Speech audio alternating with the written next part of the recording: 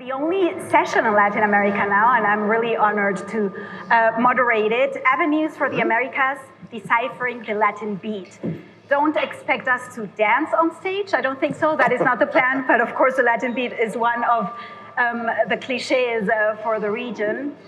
My name is Carolina Chimoy. I'm an international correspondent for DW, Deutsche Welle, Germany's international broadcast.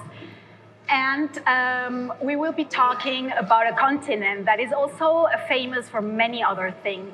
Like, for example, it's a quite peaceful region, I would say. We haven't seen any major wars during the past times. It's geopolitical, very interesting, of course. And there is also an economic potential in Latin America. The big question, of course, framed in the context of the Raisina dialogues this year is where is Latin America standing and where is it moving to regarding the huge shifts and changes we're witnessing.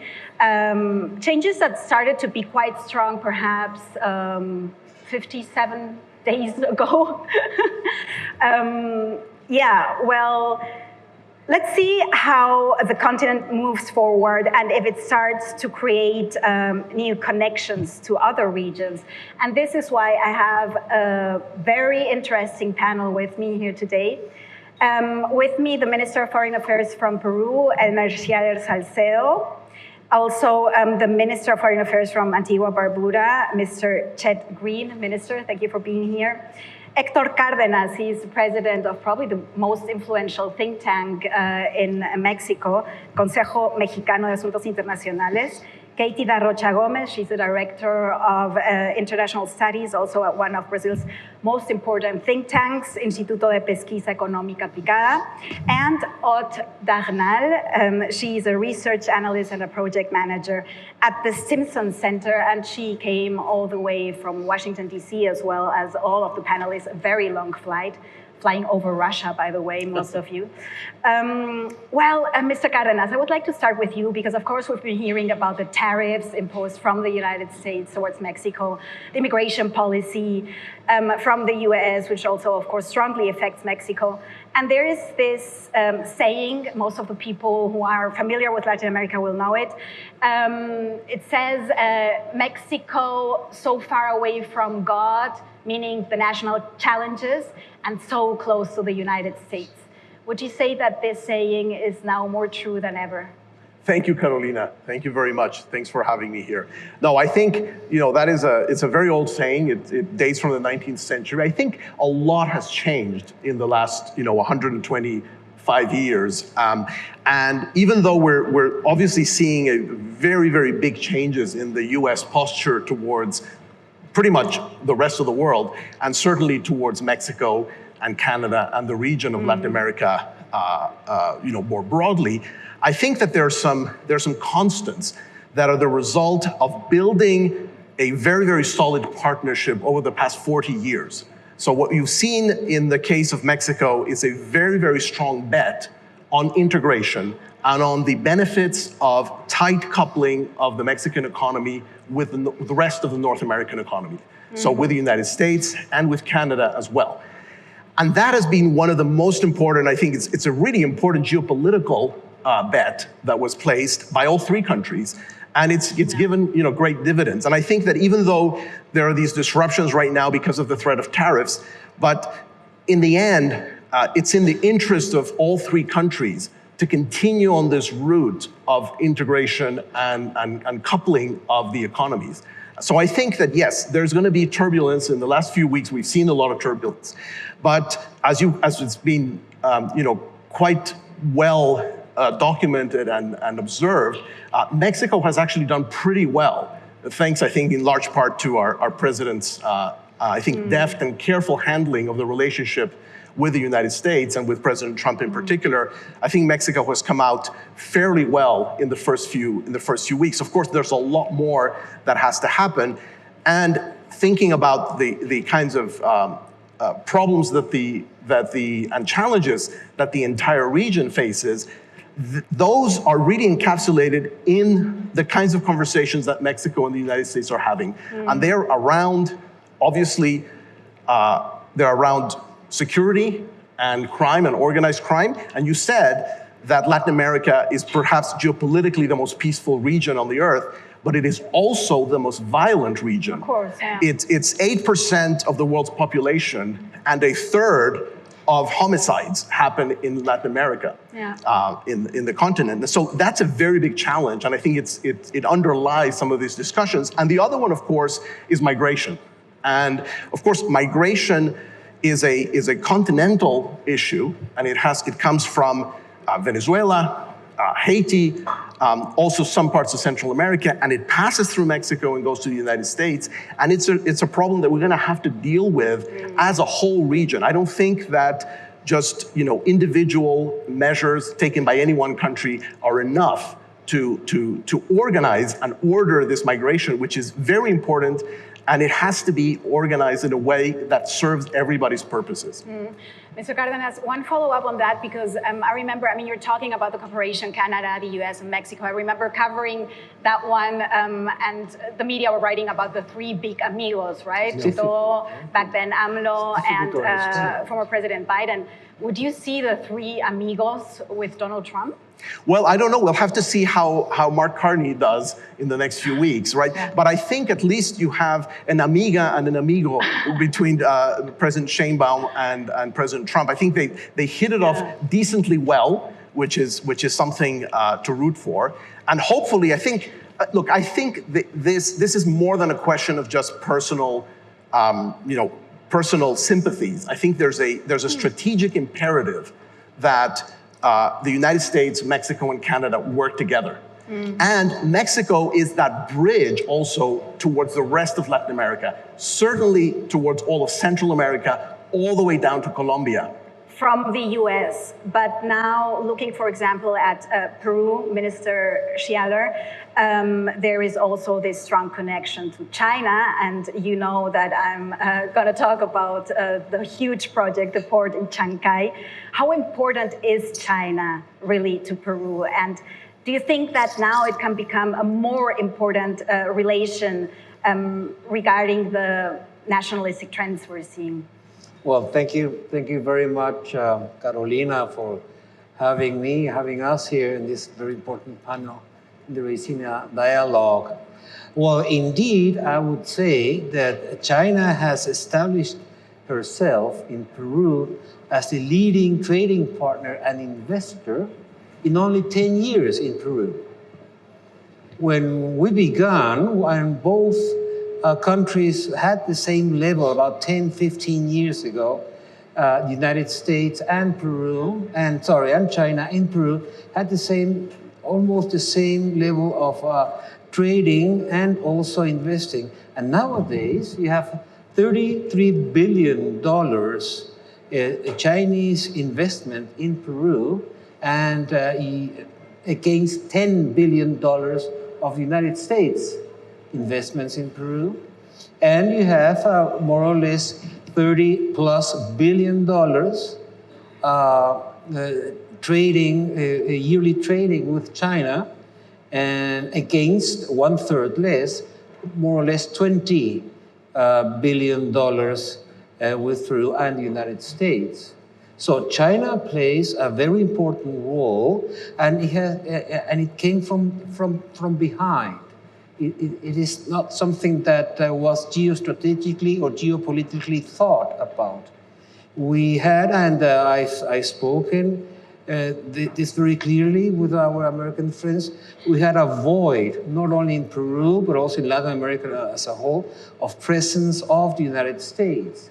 A void that, of course, has been occupied by other partners, including the European Union, of course, including China. And let me tell you, it's a big surprise to everybody that nowadays, and without an FTA, India is the 4th largest trading partner of Peru.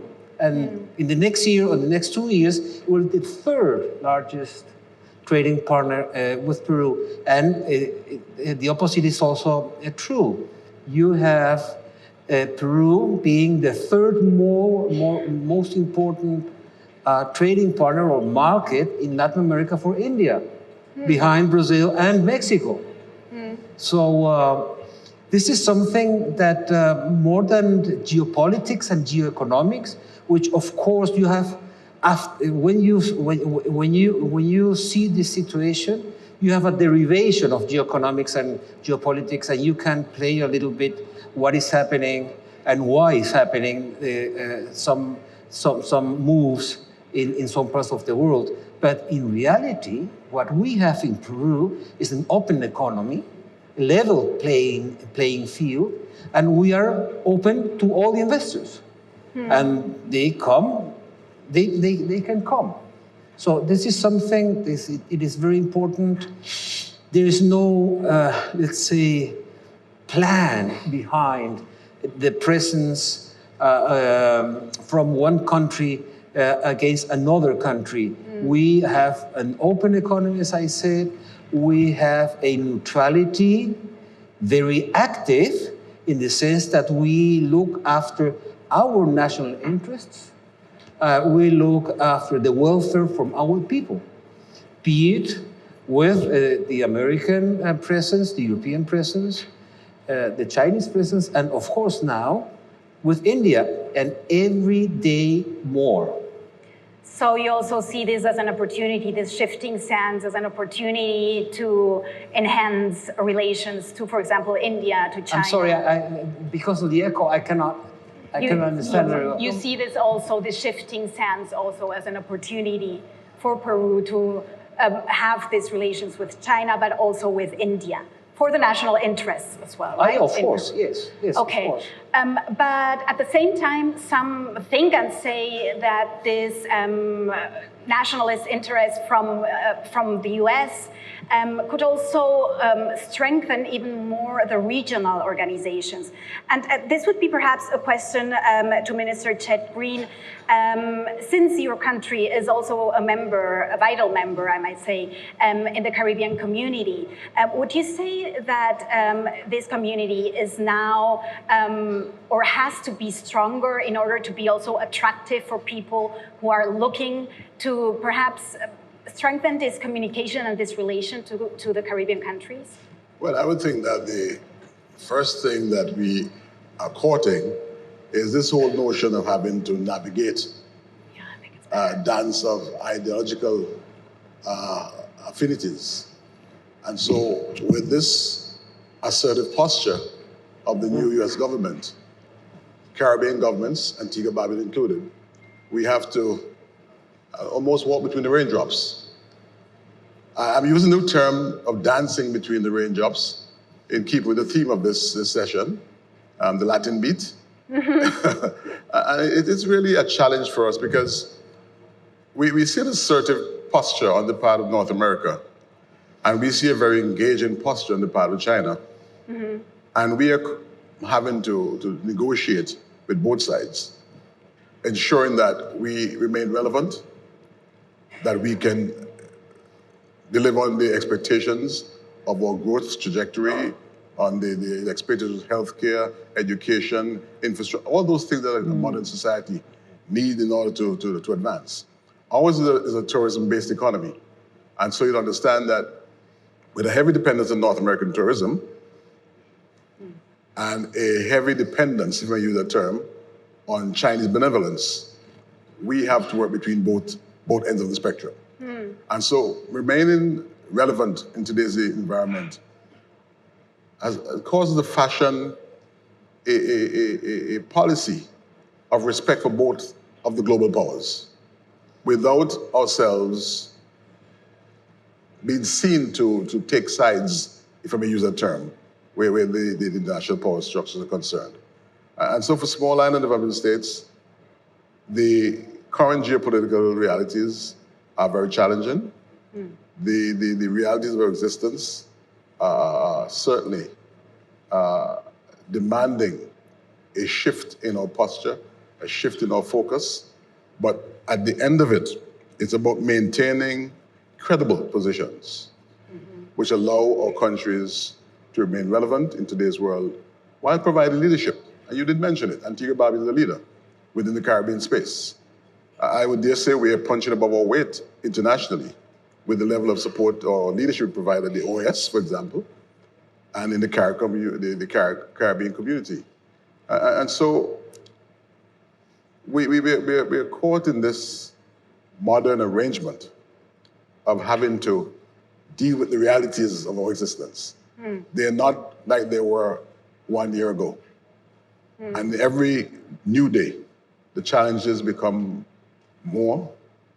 We are having to deal with policies of migration, policies of the financial architecture. And all those issues are part of what a modern small island developing state have to contend with, not to mention the existential threat of climate change. And so it's a myriad of things that we have to deal with as small island developing states. In the case of Antigua and Barbuda, we have been told that we're graduated, and so we cannot get concessional funding. So that also adds another complexity to our own situation, which is why for us, opening new partnerships and encouraging, for example, greater partnerships with Mercosur, CARICOM, African states, will become part of what we will do in the foreseeable future to keep Caribbean civilization relevant in today's geopolitical space. And also regarding Latin America, but also, can you hear me? I have the feeling there's something with the sound, right? Yeah, the mic. It doesn't work. Can you hear me? No? Yeah, now it's better. no. I think we should use it for everyone. Yeah, probably it's better. So, Odd, I wanted to ask you because, of course, you knowing the region of the Caribbean better, and the new world we're entering, the perhaps post-America world, would this also perhaps mean an opportunity for Europe to jump in, especially for the Caribbean? But clearly, I think Europe has a role to play. Europe, for example, is pro-climate issues. And as you know, climate is one of the major issues affecting... I'm sorry, I don't think that. I think it would be better to speak with this mic. I would say Europe certainly has a role to play. Europe has always presented itself as being climate friendly. We know that climate challenges are certainly on the top of the Caribbean list. And so to have relations with Europe when North America, the USA, has exited the Paris Agreement, it makes all the sense in the world for Caribbean countries to forge close relations with Europe. As we look at the global financial architecture, where we have been delisted and debanked almost, it also makes sense for us to have to develop close relations with Europe. And so as we see the North American policies emerging, and I want to be very clear, we cannot say definitively that we know what North American position is on anything. Every day changes. And so as we witness these changes, these meanderings, it's important the Caribbean civilization identifies other global partners, Europe being one, ASEAN countries being another, the African countries being another yet, so we can have new relations to fall back on as we witness traditional relations seemingly having ebbs and flows. The US is still our #1 trading partner, and so to an extent, based on proximity, it is important for us to maintain the relations. Where security is concerned, it is, again, for proximity, perhaps a natural fit to Caribbean's security issues. But again, we do not have the control over those policies we see emanating. And so as we watch the morphing and the transitioning of US policies to the Caribbean and the rest of the world, it is only reasonable that Caribbean countries begin to engage other blocs across the world to ensure that our civilization continues to thrive, survive, and exist. I would like to ask you, because you're a project manager precisely also on this, do you think this interest of cooperation with Europe is mutual? Does it come from both sides, or is it just the Caribbean who would be interested and Europe? I mean, I have sometimes the feeling that Europe sees Latin America really as perhaps a forgotten region. Yeah, I mean, unfortunately, I think that is quite the reality, right? Even though we have 3 countries in Europe the Netherlands, the UK, and France that have territories in the Caribbean. I mean, I'm from Martinique. I'm from the French Caribbean island. And I think that even in France, the French Caribbean is seen as being quite far. However, as the Europeans and even the Canadians are learning the hard way that they cannot rely just on one power, like being the United States, with the new Trump administration taking overt policies against its allies in Europe, I think Europe is now seeking to diversify their partnerships, and so they're looking south.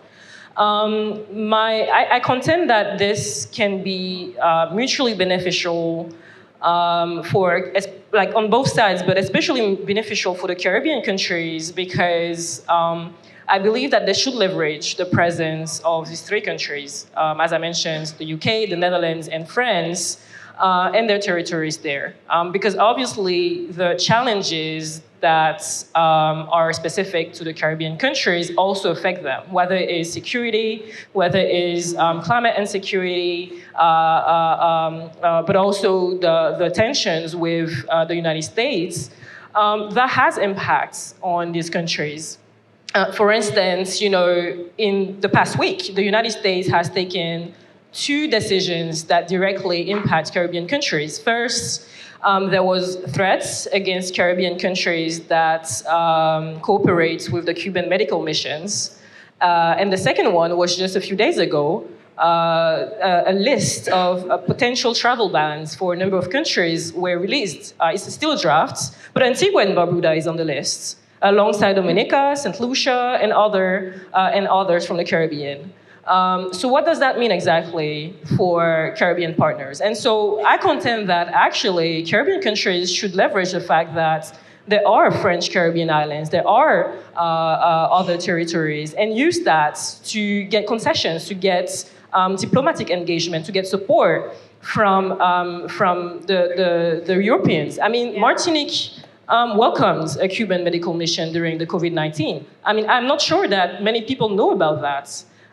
So that means that an ally from the United States cooperated with the Cuban medical missions. Is the Trump administration willing to impose sanctions on a U.S. ally if it decided in the future to cooperate again with the Cuban medical missions? So I contend that France should take a stand in that issue because it itself benefited from these missions. And I think that there are so many other issues where there could be this type of regional integration and support on security, gun trafficking, drug trafficking, but also in terms of investments. I mean, we know. I mean, one of the challenges for small developing island states is that we are seen as small economies, vulnerable, and we are among the most vulnerable region of the world to external shocks, climate, energy, you name it. And so it's very difficult to attract investments. There is also a high cost of capital. And we know how we need to rapidly achieve the green transition. And so, yes, I do believe that European countries should step up. The French government has been, adamantly saying that France is a partner for the Global South. That needs to be more than simple words. It's not enough to say that France supports the reform of global governance. It needs to be followed by actions. And so, I think it's about time because the clock is ticking. It's not, small island developing states, we are facing existential crisis. Every year, we face the risk of being wiped out by a hurricane, right? We have the issue of sea level rising, so on and so forth. So I think that with the Trump administration, going kind of rogue, and now, the United States being led by a fascist government, to be frank, it is more than ever critical for Caribbean countries to diversify their partnerships. And so, Minister, you mentioned India. But that's also that. There's also South-South cooperation, not just with Europe, but it's also South-South cooperation. The Gulf countries have also showed interest to invest in the Caribbean region. And so I can only support that type of diversification of partnerships, but always making sure that they serve the people, that they serve sustainable development, climate action, and that it is, the person, like human-centered partnerships. And that is the perfect bridge for you, Katie, because I wanted to ask you about this free trade agreement that has been negotiated for 25 years between Mercosur and the EU. Would that really help the people, as Odd is proposing that the new cooperation should look like? Okay. Can you please take one of these slides? Thank you. Okay, thank you, Julia.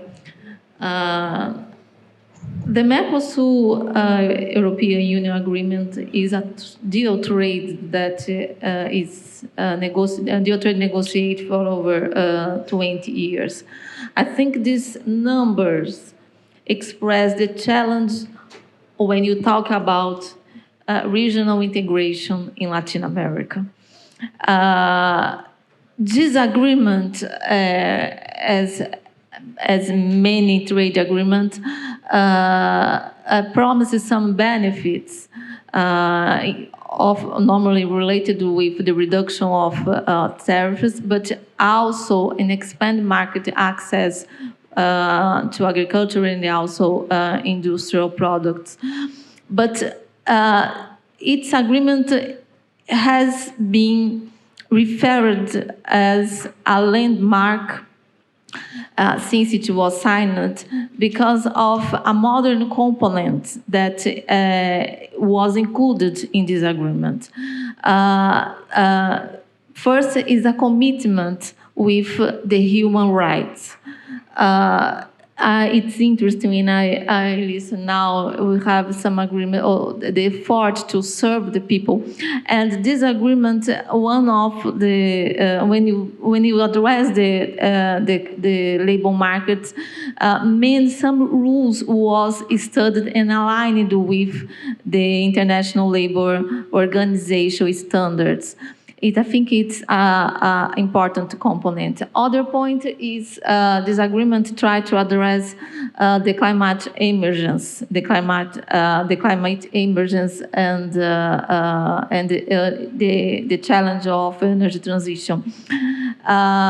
Many requirements and the rules of this agreement brings us supporting to the Paris Agreement and reinforce the concern on the climate change in Latin America, but also when you talk about this trade deal. I think the general idea is this. I don't know if I have more time, I can extend. Thank you so much.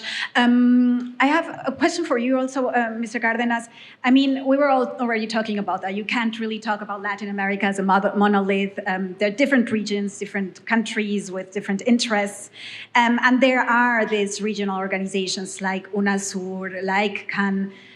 Would you say they're almost dead? Because if you want to be attractive for other countries in this changing times, you probably would have to present an organization that is trustful and solid. Do you see this kind of organizations in the region? Well, I mean, you're right. It's a truism and a joke almost in Latin America that we have more regional organizations than countries. Right? We seem to be creating them more and more. We create more and more organizations, and a lot of them are defunct. However, I think there are some important organizations that are working quite well, and that could work even better. I mean, one of the organizations that I think had a lot of success until recently, and I think we have to revive it, is the Alliance for the Pacific. And Peru is a part of that with Mexico and Colombia, et cetera. And that was a very, very successful alliance, and it's in a little bit of a disrepair, in large part because of conflicts between the different countries, and have to do more with political issues than real strategic issues. I think that strategically we're very well aligned, and it's a very, very useful organization. Mercosur has had its problems, but it's also a functional organization. And then you have other financing vehicles that have gotten a lot better. CAF, for example, which is started as a Central American financing bank, but it's become really a very important lending institution in all of Latin America and the Caribbean. So you have some jewels there that are worth preserving and strengthening. But I think that the issues, we have to stop thinking as if this was a whole monolith and thinking that there's going to be this magical moment where all of Latin America is going to speak. It's actually more than Latin America, because I want to include also a lot of the Caribbean that is not Latin America in that sense, right? It's English-speaking countries, Dutch-speaking countries, etc. But it's never going to be a single monolith. But what you do have are coalitions of countries that have similar interests and that have converging interests. And if you have positive actions especially of the very large powers in Latin America, Brazil, certainly Mexico, Colombia, Peru, Chile, and Argentina. Those are sort of some of the key countries that have to have a positive impact if we can cooperate on specific issues that are of great importance to all of us. Certainly, security is one of them. Migration is another one. And climate change is an area where there's been significant cooperation. And I'm glad to see that my country, Mexico, seems to be now back from what you could call the 6-year hiatus of not doing a lot of cooperation. And now I think that the new government is more interested in these issues. Certainly the president is interested in climate change and wants to have a positive contribution. And I think those are the areas in which Latin American countries can come together and work towards common purposes. And that's going to be very important. And that includes cooperation that could include cooperation with the United States, but also with other regions, including Europe. Mexico also just finished negotiation of a second phase of a free trade agreement with Europe. And so you have all of these developments that could fructify in the next few years if given a chance. Minister Scheller, would you also include in this group APEC, even though it is, of course, also with the United States, but would you also include APEC? Do you see this also as an essential partnership that could help the region to construct more bonds to other regions? You hear me well now? You hear me well now? Yeah. Well, yes, of course, APEC is also a very important construction for Latin America, because it unites us with the northern part of the hemisphere, United States and Canada, and of course the other rim of the Pacific Ocean, which is where geoeconomics, say the experts, is shifting to. So I think this is very important. But let me add before that, let me add to that particular listing that Mr. Chet Baker started to spell out, and also our Mexican friend. Another issue which is, I think, very important in Latin America. Of course, it is very important migration. Of course, it's very important environmental questions like climate change, but also biodiversity, loss of biodiversity, loss of water resources.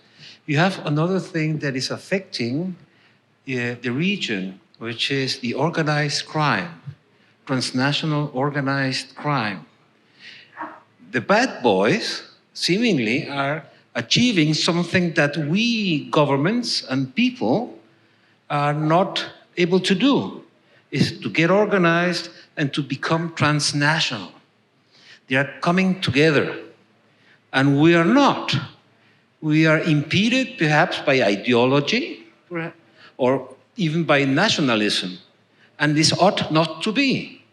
I think we have in our organizations on different levels, we have the chance to forget about ideology, to forget about nationalism, and to see that our people get what they need. And a hemispheric effort, something that I just recently experienced and I want to share here with the public, is the OAS, the Organization of American States. We just elected a Secretary General from the Korean country, a historic first, and we did this by acclamation.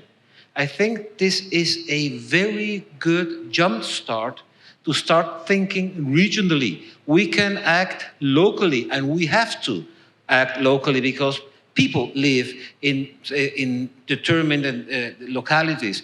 But we must think regionally, and when I say regionally, I don't mean only hemispherically, but also with the partners that the Americas has in regions like the Asia Pacific. And again, I will point out, not only because this is the host country, but because it is a fundamental truth, not only for Peru, but also for other countries. India is spelling out its, let's say, leading role of the global South, and is doing so, giving a chance to everybody to talk out their mind. And basically, this Raisina dialogue is what we are experiencing now. Thank you, Minister. This would be my last question, and Minister already answered this question, but perhaps the other ones, because I had a conversation yesterday with two gentlemen who were, we were talking about the relations between Latin America and India, and they were telling me, well, this is like, they don't know each other that well, and the other one was saying, but they're attracted to each other. So my question would be, do you think this attraction could flourish into something more between India and Latin America? From each one of you. I think we already heard your opinion, Minister, but... Yeah, I think the current global situation demands an exploration of that attraction. Old partnerships are not quite working. The realignment of global realities dictate that we look to new and energized relations. You'd have asked me earlier about the role that Europe could play in a re-energized Latin America and the Caribbean. I want to add to that my answer earlier by saying not only do I look to Europe, to Canada, to ASEAN countries, or African countries, but certainly when we look at the power of the Indian economy, its manufacturing sector, even its philanthropy. I mean, during the COVID years, it was India that the Caribbean first got vaccines from. And so that makes India almost a natural attraction to the Caribbean. Where the Caribbean is concerned, we have a Commonwealth past, which we share in common with India. Cricket is still our #1 sport. There's an Antiguan citizen who is more loved in India than most Indians, in the person of Sir Vivian Richards. And so we see India as that natural attraction, natural fit, as we explore new relations, new development trusts. The paradigm is certainly moving in that direction, and the attraction serves positive purposes. Okay. Odd? Yes, thank you, Minister. Yes, I mean, I would say that I mean, in the Caribbean, we share history with India. I mean, you know, after the end of slavery, the colonial powers brought Indian indentures to the Caribbean, and so we share that we know we have people of Indian descent in the Caribbean across the islands, and I think that's also strengthened the need to explore this relationship with India on so many levels, and the minister has alluded to it. But you know, I think one of the challenges that we're experiencing as small islands is that we are importing a lot, right? Food autonomy is something that we're striving for. It is something that takes time, and even in the French Caribbean, it's something that we're struggling with. So I think, you know, for instance, on agricultural cooperation, how could we learn from India so that we could step up and not simply export raw materials like crude oils or banana, cocoa, for instance, to the EU, which is part of the bulk of the products that are exported from the Caribbean to the EU through the Caribbean EU Forum Economic Partnership. How can we actually strengthen our economies so that we are not so dependent on importing? How can we also, in terms of diplomacy, you know, India is a big power, right? It's a rising power. It's a leader on the international scene. And as, you know, small island developing states, we cannot always forgotten in the conversation. And I mean, we know that if we, you know, to be able to be represented at the IMF or the World Bank, if we need to pay, then we'll never be represented because our economies will never be big enough to be able to pay. So how do we make sure that small island developing states are also represented, that their interests are on the international scene in international policy debates? And I think that that's where partnerships between India and the Caribbean countries is valuable. How can we make sure that when India advocates for global governance reform, well, the government also incorporates interests from Caribbean countries. So I do believe that there are so many different aspects and opportunities to explore for those partnerships, and I'm truly hoping that this is the era to invest into it. Thank you. Katie and Mr. Cárdenas, please. I think that this debate nowadays is a very complex, we live in a very complex environment when you talk about integration and this kind of initiatives. And I think one thing that you can sure say in this context is that the environment in which countries seek development is becoming more complex. I think that some unilateral measures with immediate impact on economies are more real, and also the threats of applying such measures is becoming more explicit and frequent. And on the other side, some geopolitical issues that were not openly addressed before may now become a concrete subject of negotiation on the table. In this environment, we talk about opportunities, integration, or channels, or space for development is a challenge.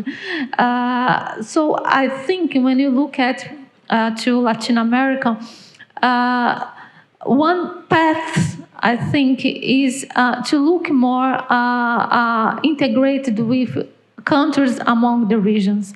I think you have a geographical proximity and also cultural affinities that means or bring some competitive advantage and also opportunities for our economies. And we may, as Latin American countries, should explore these opportunities and advantages in a way to find a space to navigate in the recent turbulent context. Thank you. And Mr. Cárdenas, do you see a relationship between Latin America and India growing? Already we see in Mexico the presence of most of the most important Indian companies already there. Whether it's Tata or other companies are already present there. Of course, Mexican trade and investment is very much linked to the United States and Canada, so it's always going to be the majority. However, that doesn't mean during the last 30 years of NAFTA and then USMCA, overall trade has grown. It's not that these agreements cannibalized global trade. On the contrary, Mexico's trade has expanded not just with the United States and Canada, but actually worldwide. It's also a very, very open economy, one of the most open economies in the world. And we attract a lot of investment, and we also have a lot of trade. And India is one of those countries. I hope that this will be the beginning of a presence of, much more interaction between Mexico and India. And I see a very bright future for us. And I do think that there's a lot of mutual attraction. And certainly, at least we're used to the same kind of very spicy food. And that's always something to look forward to. And it is an interaction that has been definitely growing during the past years for many countries in Latin America. Thank you so much for joining me in this conversation. And just the fact that we have a session on Latin America during the Raisina dialogues is already a good sign, isn't it? Thank you so much. Thanks. I'm afraid we don't have time for questions from the audience. You can take two. Oh, thank you. Thank you. We have time for two questions. Could I go ahead? Your left-hand side, I guess. So where? Yeah, over here. Sorry. Oh, yeah, sure. Yeah. So my question is for the entire panel. I think in some ways, Argentina is like the perfect example for how the US-China sort of like intentions are shaping up in LATAM. On one hand, you have China using close to you have Argentina using close to $18 billion worth of swap lines from the Chinese. And on the other hand, you have Javier Milei like preaching re-dollarization. So my question pertains to what key takeaways lie for the rest of the Latin countries regarding how Argentina is navigating its situation, and also what do you see IMF's role in Latin America going forward? Is there someone in the panel that you would address your question to? I mean, I was kind of addressing it to everyone, so. Who wants to talk about Argentina and Milei? Not gonna do this.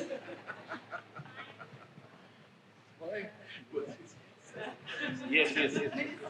I have the mic here. Thank you. Well, I have to say that Argentina, it's a study case. No? It is a study case. It is a very rich country. It is the territory of Argentina is as large as India's, and I think they have been having trouble managing their economy the last 40 years or something. I myself, I have a background in economics, and we used to study how to not do things, economically speaking, no, by studying Argentina.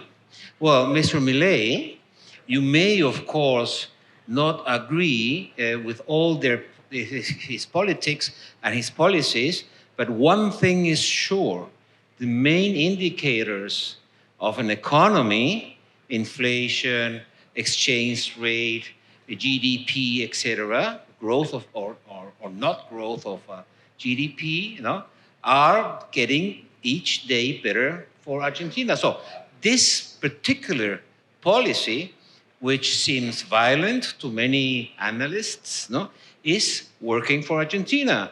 And I'm very happy because it is happening, because a strong Argentina makes a stronger South America and stronger Latin America. So I would say, Mr. Milei, keep on saving Argentina's economy. Mr. Cárdenas, do you want to add something on that? Yes, I think it's a very interesting experiment that's going on in Argentina. And if Argentina is able to revert that what seemed to be a secular decline of its economy, I think that'll be very positive for the direction of other economies in Latin America that still need to be more open. I think they need to be more open. They need to be, we need to really establish true market economies in Latin America. We still have a lot of economies in the continent that are, even if they are market oriented, they're very monopolistic and still very closed in many areas, highly regulated, and it makes it very difficult for the region to really bloom. I mean, one of the sad facts of Latin America is that it has had one of the slowest compounded rates of growth, of all the other continents, and so it's really not been a success story. And I hope that what's going on there and other the experiences of other economies in the region will help to broaden the appeal of freer and more open economies around the region. We have one more question from the young fellows. Yes, please go ahead. Hi, hello, gracias por las palabras. I'm from Argentina, actually. So first, I wanted to ask, a couple of years ago, there was a paper by Argentinians political professors that said that the region has an increasing strategic irrelevance. So I wanted to know what the panel think of that term and what can be done to reverse that trend. And also, I wanted to know your take on the role of digital public infrastructure. How are you thinking about the integration of digital trade in the region? Thank you. Integration of digital trade. Oh, yes. Do you have a microphone?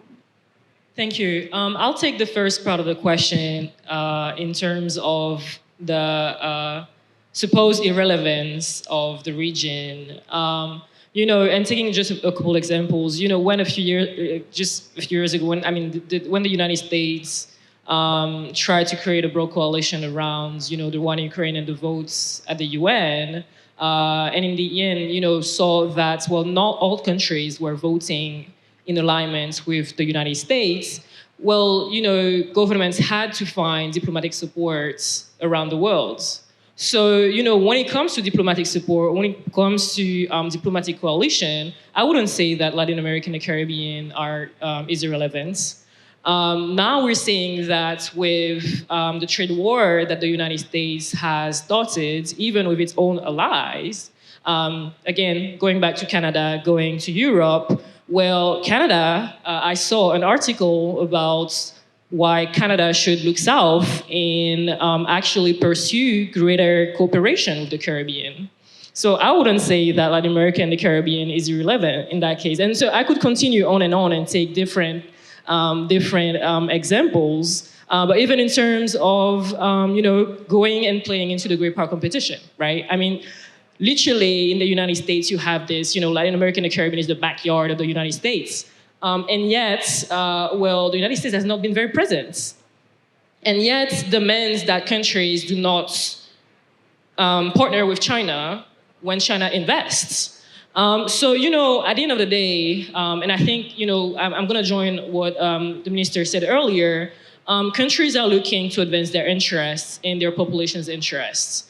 When you're a small island developing state, and again, every year you face the risk of being erased from the map because of hurricanes, you don't really have time to think like philosophical question. The climate imperative is an existential crisis for us.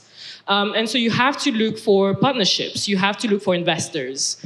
You have, of course, you need to negotiate so that those agreements serve your economy, serve your populations. But again, that's where you see that we're not irrelevant, because now Europe is seeking to diversify its partnerships.